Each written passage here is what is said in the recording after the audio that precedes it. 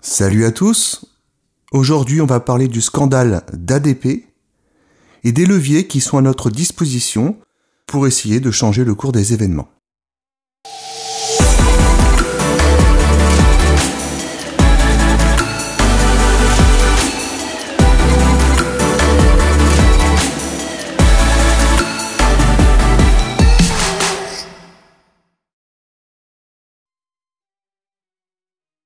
Alors, rapidement, c'est quoi ADP ? ADP, c'est le groupe Aéroports de Paris. C'est un établissement public, industriel et commercial. Il se trouve que ce groupe, qui est rentable pour l'État, va être privatisé et c'est une catastrophe. Alors, en préalable, je voudrais rappeler quelque chose, que vous soyez de gauche, de droite ou pas politisé, c'est encore mieux. Ce qui explique la montée des populismes partout en Occident, c'est le sentiment de dépossession. Et la dépossession, elle peut être matérielle comme immatérielle. C'est-à-dire qu'elle est autant économique que culturelle. Et ce sentiment de dépossession culturelle, qui soit à la fois, sur le plan des mœurs, mais aussi, pour certains, sur le plan ethnique, il participe du processus de dépossession. Et dans cette dépossession, il n'y a pas que le facteur culturel, il y a aussi le facteur économique. Et là, pour le coup, nous sommes sur une dépossession absolument inouïe. C'est-à-dire que ADP se retrouve aujourd'hui vendu grâce à la loi Pacte, c'est-à-dire Plan d'action pour la croissance et la transformation des entreprises, qui a été votée à 6h du matin avec 45 députés présents en 2019. Et c'est cette loi Pacte qui permet aujourd'hui de privatiser définitivement ADP et d'opérer de nouvelles sécessions de capital, faisant passer la part de l'État sous les 50%. Et le Conseil constitutionnel a validé l'idée de soumettre au vote la cession des aéroports de Paris, dans une décision du 9 mai 2019. C'est-à-dire que le Conseil constitutionnel nous permet de voter une pétition, le RIP. Donc là, c'est tout à fait officiel, on n'est pas sur change.org avec des pétitions à 2 balles qui servent à rien. C'est-à-dire que là, vous avez la possibilité, si la pétition recueille suffisamment de voix, de faire que la privatisation d'ADP soit soumise au référendum. Change.org, encore une fois, ça n'a aucune incidence. D'accord ? Le Conseil constitutionnel nous permet de faire ça, il faut le faire. Alors, je rappelle aussi qu'un aéroport, c'est une frontière. Et qu'une frontière, c'est un enjeu vital et quotidien de sécurité nationale.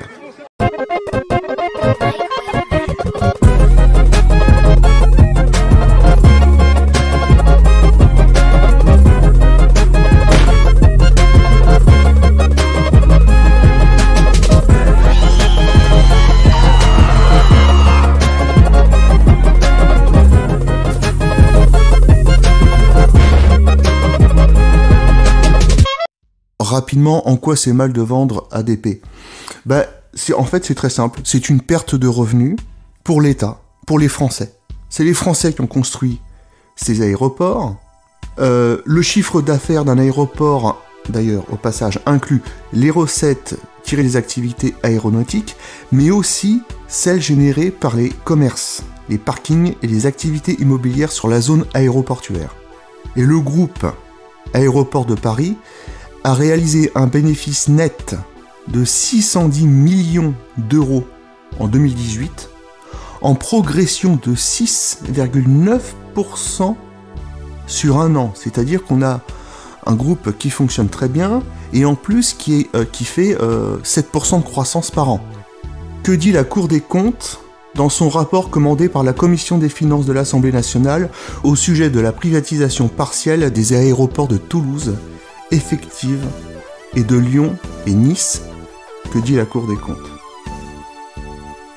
Les aéroports métropolitains se sont révélés être des actifs profitables pour les courts, moyens et long termes, et des investissements peu risqués, compte tenu de la conjoncture et des perspectives favorables du trafic aérien. selon l'Association internationale du transport aérien, le nombre de passagers dans le monde devrait doubler d'ici 2037. Le trafic pour ADP a progressé de 7,6% en 2018 pour atteindre 281,4 millions de passagers, faisant d'ADP le numéro 1 mondial dans la gestion aéroportuaire, selon son PDG, Augustin de Romanet. Rapidement, il s'agit aussi de privatiser la Française des Jeux et Engie. Donc moi je pose la question, où est la rationalité économique d'une telle décision ? Puisque c'est une perte pour l'État, qu'économiquement ça fait partie des quelques fleurons, si on peut dire ça, français qui fonctionnent, qui sont vraiment pour le coup rentables et efficaces. Comment se fait-il qu'on prenne la décision de privatiser ces entreprises ? Alors il se trouve que Augustin de Romanet a été auditionné devant l'Assemblée nationale. Et voici ce que le patron d'Aéroports de Paris a affirmé. Est-ce que vous pouvez nous rappeler ce que rapporte chaque année ADP à l'État ? 170 millions d'euros et de dividendes et 260 millions d'euros d'impôts sur les sociétés. Des résultats qui sont énormes. On va donc privatiser une machine qui remonte du cash à l'État. Je rappelle aussi que pendant l'examen du texte devant la commission spéciale de l'Assemblée nationale sur la loi Pacte, les opposants de droite et de gauche ont dénoncé un mauvais projet, une faute stratégique, une aberration économique, voire un abandon de souveraineté nationale. Alors comment le gouvernement se protège de ça en interne ? Qu'est-ce qu'il dit ? Enfin, si on peut appeler ça un gouvernement. Eh bien, ils disent qu'en fait, il s'agit en rien d'une privatisation, mais juste d'une concession. Vous voyez, on change le sens des mots, Orwell. Vous voyez, vous avez des gens qui mentent, ils vous disent non, c'est pas une privatisation, c'est une concession, mais on vend les parts de l'État. En réalité, l'intérêt pour le secteur privé du rachat d'un groupe comme celui-ci, d'ADP, c'est la rente foncière. Parce que c'est quoi ADP ? C'est 6700 hectares bétonnables à loisir. D'ailleurs, c'est tout ce qui différencie ADP des autres groupes aéroportuaires. Un des plus beaux patrimoines d'Île-de-France, la plus grande emprise foncière publique, dont 1242 hectares qui pourraient être réservés à des activités immobilières autour de Paris et qui valent donc de l'or en plein Grand Paris, à une telle proximité des aéroports. C'est-à-dire que les gens qui vont racheter ça, ils vont racheter la plus grande emprise foncière publique, payée avec l'argent du peuple. Et ils vont pouvoir en faire commerce, notamment des HLM, enfin en tout cas en construisant la surface immobilière.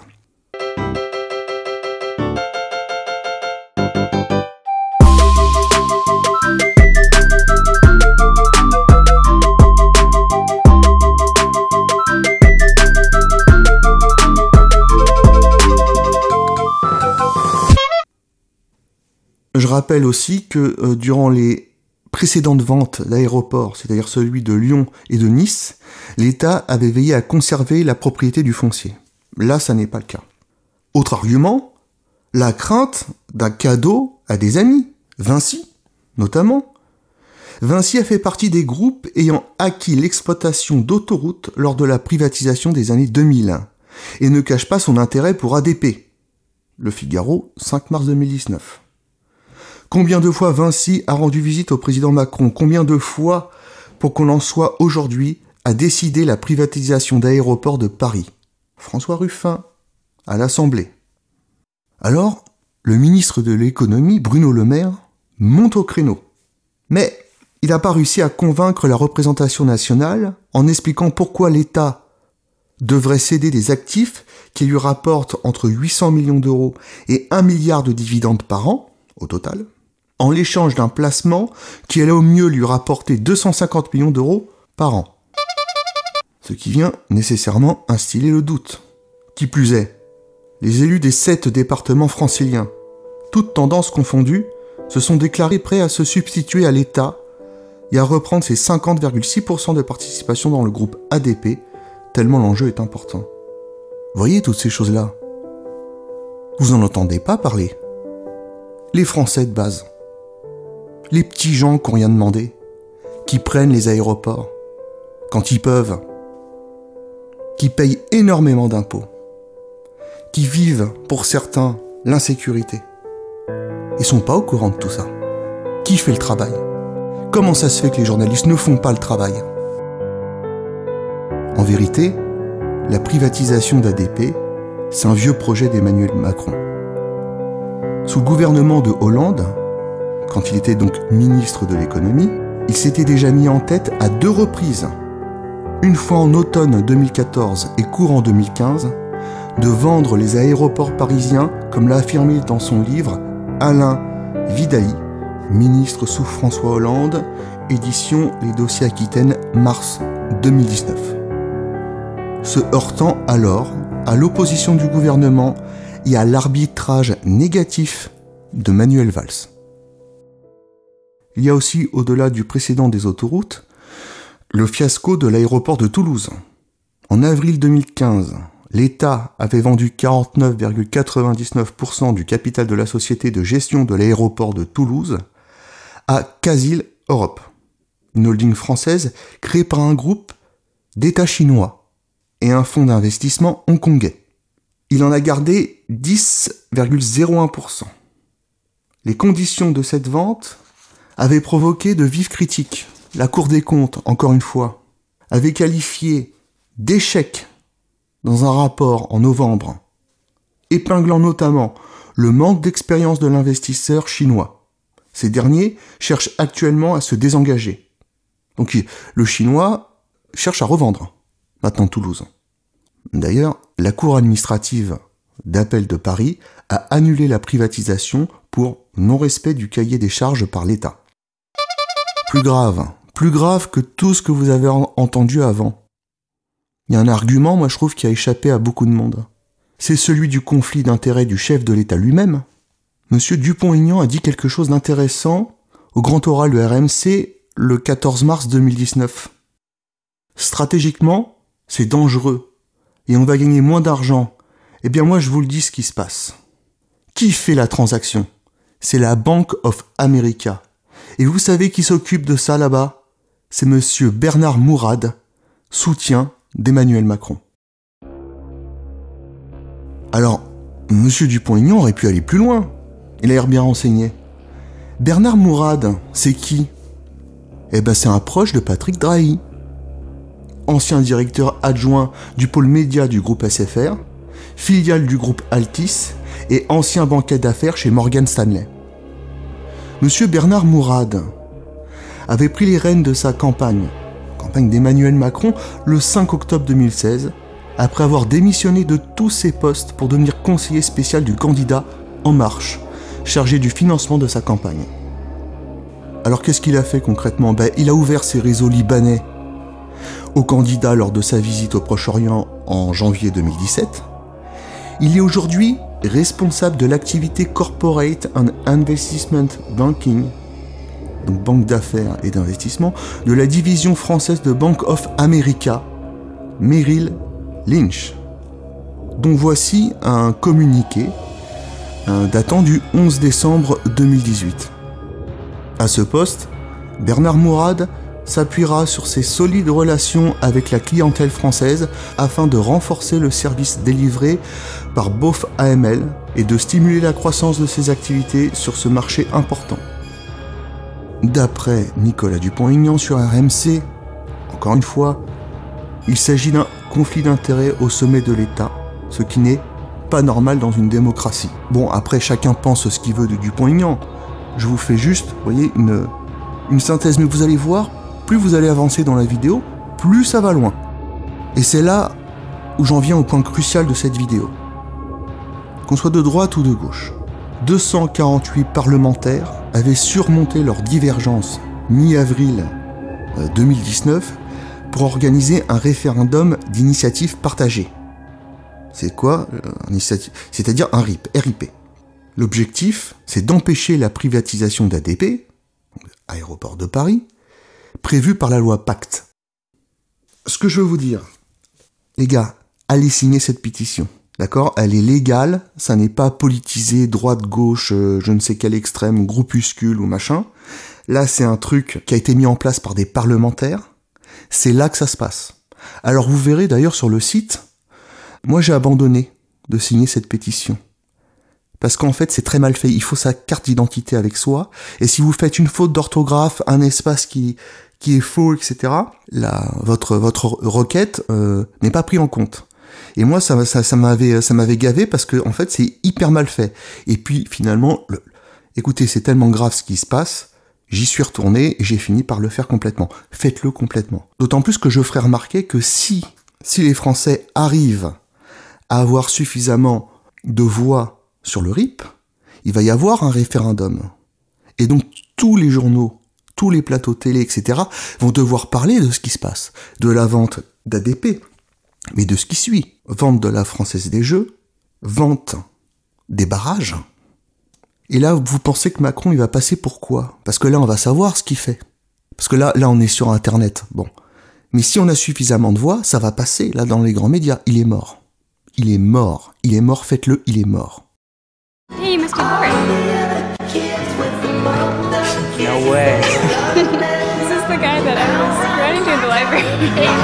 Yeah. Guilty. So you like to write on desks? Yeah, that's what I do.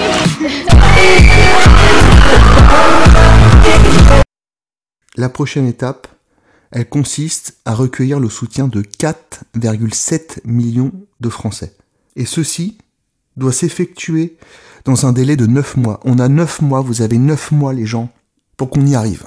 Si on n'arrive pas à faire 4,7 millions de Français dans les 9 mois, là je sais plus combien il en reste exactement, il va rien se passer. Parce que les pétitions ça ne compte, sur Internet, ça ne compte pas. Par contre celle-là oui.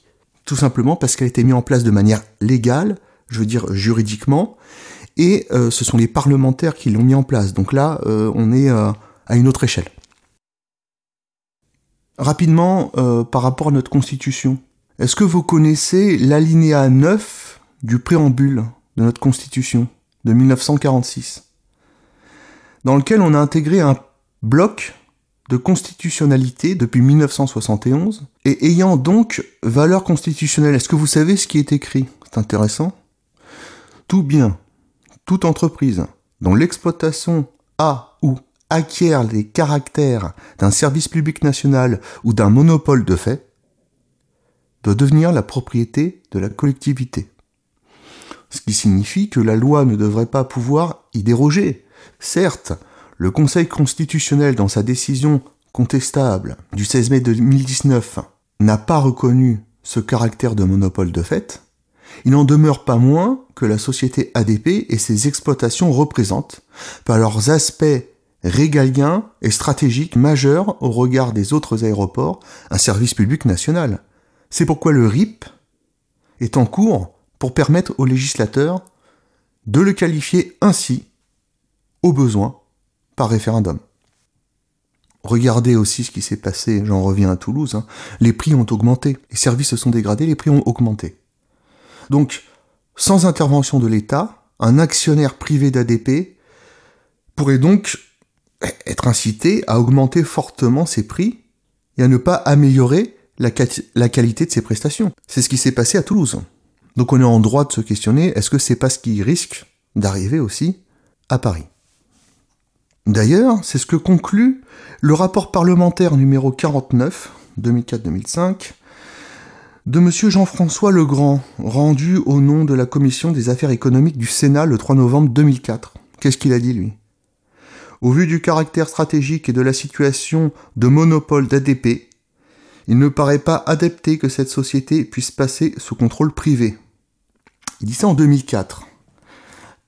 Donc, le monopole d'ADP a déjà été reconnu, et le Conseil constitutionnel, très inspiré par déjà les privatisations qu'il y a eu avant, GDF, je vais pas en parler, je vais pas vous faire une vidéo de 4 heures, n'a pas reconnu le caractère monopolistique d'ADP, parce que s'il l'avait fait, il aurait dû interdire la vente. La privatisation. Bon, après le Conseil constitutionnel,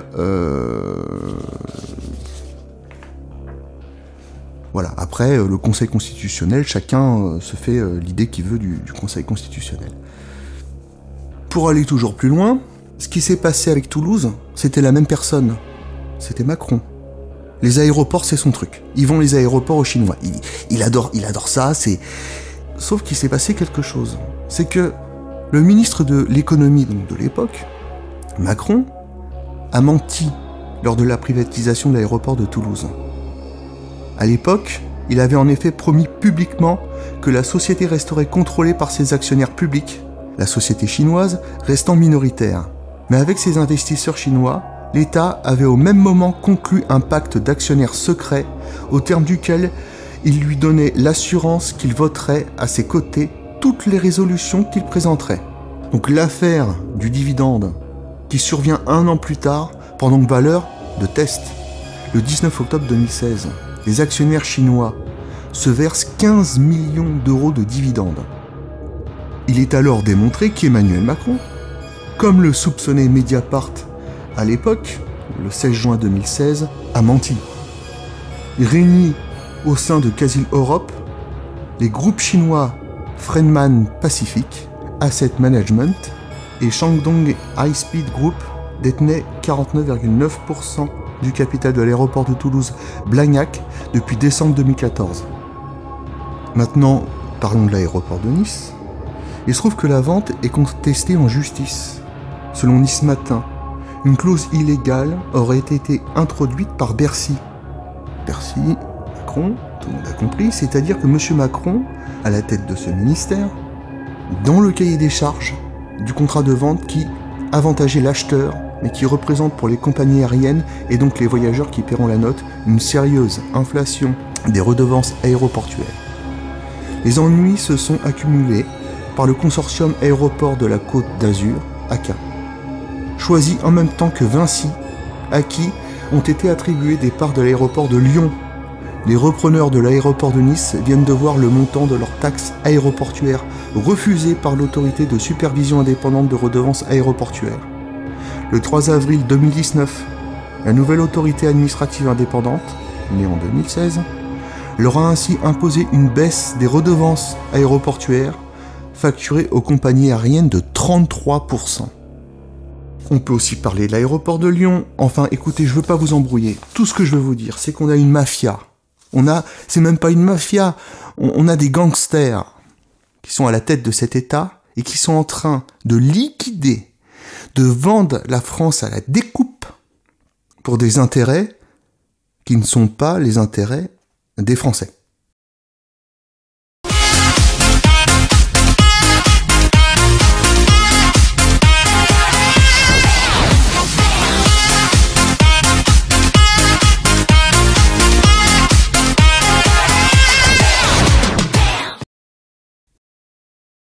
Voilà, après, rapidement, sur les barrages, mais on n'est plus à ça près, la France les a construits et financés à 100%. Ils nous rapportent 1,2 milliard d'euros par an, dont la moitié revient aux collectivités territoriales. Et nous sommes le seul pays d'Europe qui va les brader au secteur privé. Rapidement, les barrages, c'est notre deuxième source d'énergie et notre première en renouvelable. C'est pas les éoliennes, c'est les barrages. On va tout vendre d'un coup, avec Macron. Et sur ordre de la Commission européenne, M. Macron et M. Philippe ont décidé de sacrifier ce joyau. Bon, rapidement, qu'est-ce que dit la Cour des comptes ? Elle a calculé que l'État en retirerait 420 millions d'euros par an de redevances, 5 fois moins que l'excédent brut actuel. C'est dans un rapport qui a été remis le 16 mai 2018 par Sud Énergie à la Commission des affaires économiques de l'Assemblée nationale. Le problème est donc le même que pour ADP. Ces ventes n'obéissent à aucune rationalité économique pour l'État. Aucune. Mais sans doute suivent-ils d'autres intérêts. Donc, allez remplir cette pétition. Le site est mal foutu, c'est fait exprès pour décourager les gens. Il faut absolument que ce sujet arrive sur la place publique. Là, vous voyez, c'est de la dépossession, c'est de la vente à la découpe. On y va, ça va vous prendre 5 minutes, et parlez de cette pétition autour de vous. Et si possible, partagez cette vidéo si vous pensez qu'elle est utile. Et je vais en faire une autre, qui sont les 10 raisons de pourquoi est-ce qu'il faut voter le RIP. Sur ce, merci de m'avoir écouté. Petite métaphore, je rappellerai que par rapport à cette histoire de dépossession, qu'elle soit économique ou culturelle, on ne peut pas séparer le corps de l'âme. Et ces gens-là, ces gangsters qui sont aujourd'hui au pouvoir, détruisent l'âme de la France. Ils la détruisent parce qu'ils veulent la vendre. Parce qu'ils veulent vendre son corps. Et c'est parce qu'ils veulent vendre son corps qu'ils en détruisent son âme. Il faut porter un coup d'arrêt au découpage et au recel de la Maison France. Gardons-nous de cette hémiplégie morale dont souffrent les élites politiques et médiatiques et dont le pouvoir se joue pour nous conduire à la ruine. Souviens-toi du vase de Soissons. À bientôt pour une prochaine vidéo, et d'ici là, restez solides.